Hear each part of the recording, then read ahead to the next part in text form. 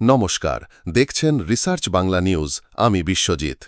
এই মুহূর্তে একটা বিস্ফোরক রাজনৈতিক পরিস্থিতি তৈরি হয়েছে রাজধানী দিল্লিতে, আর তা ঘিরে আছে উপরাষ্ট্রপতি নির্বাচন। বিজেপির অভ্যন্তরে এখন গরম গরম চুলোর মতো চলছে গোপন বৈঠক। একদিকে অমিত শাহা, অন্যদিকে আরএসএসের আলাদা লবি। আর বিরোধী শিবির, তারা কিন্তু নিজেদের দাবার ঘুঁটি সাজিয়ে ফেলেছে। নাম উঠে এসেছে মল্লিকার্জুন খড়গের। ৬ই আগস্ট অমিত শাহা নিজের ব্যক্তিগত ঘরে ডেকে বৈঠক করেছেন এনডিএ শরিকদের নিয়ে। এর আগেই ৫ আগস্ট প্রধানমন্ত্রী মোদি রাষ্ট্রপতির সঙ্গে দেখা করে এসেছেন। এই সব বৈঠকের লক্ষ্য উপরাষ্ট্রপতি নির্বাচনের একক প্রার্থী ঠিক করা। কিন্তু এটাই কি শুধু বৈঠকের কারণ? না, কারণ বিজেপির ভিতরেই এখন স্পষ্ট বিভাজন। গুজরাট লবি বনাম নাগপুর লবি, মোদি সাহা বনাম আরএসএস ঘরানার সাংসদারা। অন্যদিকে বিরোধী জোট ইন্ডিয়া এখন একদম সক্রিয়। রাহুল গান্ধী ও মল্লিকার্জুন খড়গের ঘরে দফায় দফায় বৈঠক চলছে। ৭ই আগস্ট ৭ নম্বর লোককল্যাণ মার্গে রাহুল গান্ধীর বাসভবনে বসছে মেগা বৈঠক। Trinamool, CPM, CPI, RJD, DMK, Congress সব দলের শীর্ষ নেতারা থাকবেন।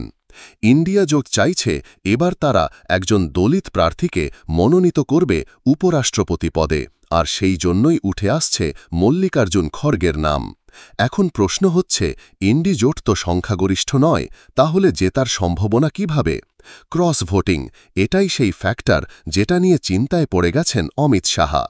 বিজেপির ভিতরেই এখন দুই লবি।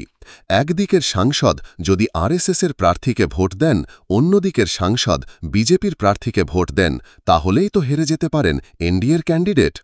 আর যদি কেউ গোপনে খড়গেকে ভোট দিয়ে দেন?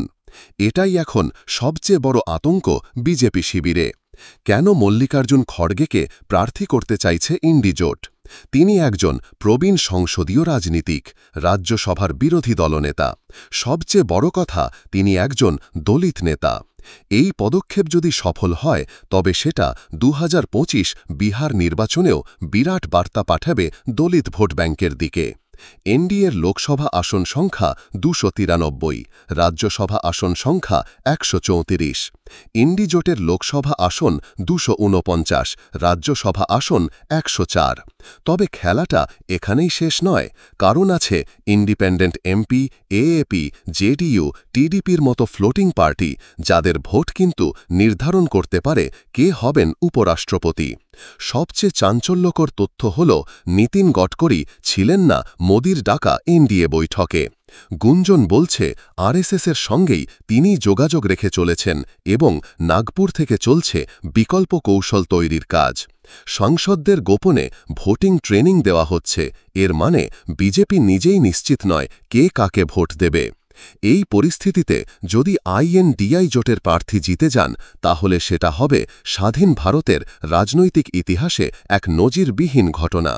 একটি বিরোধী জোট যা সংখ্যাগরিষ্ঠ নয়, তারা যদি ক্রস ভোটিংয়ের মাধ্যমে উপরাষ্ট্রপতির আসন ছিনিয়ে নেয়, তাহলে সেটা মোদি শাহের কেরিয়ারে এক বড় ধাক্কা। তাই আজকের প্রশ্নটা রয়ে গেল, উপরাষ্ট্রপতি নির্বাচনে কি সত্যিই ফাটল ধরেছে বিজেপি আর আরএসএসের মধ্যে? ক্রস ভোটিংয়ের জেরে কি মল্লিকার্জুন খড়গে ভারতের পরবর্তী উপরাষ্ট্রপতি হতে চলেছেন? প্রিয় দর্শক, আপনাদের কি মত এ বিষয় নিয়ে কমেন্টে অবশ্যই জানাবেন। আরও এমনই ইন্টারেস্টিং তথ্যের জন্য রিসার্চ বাংলা নিউজ চ্যানেলটি সাবস্ক্রাইব করুন। আমি বিশ্বজিৎ আবার ফিরব গুরুত্বপূর্ণ রাজনৈতিক বিশ্লেষণ নিয়ে। ধন্যবাদ।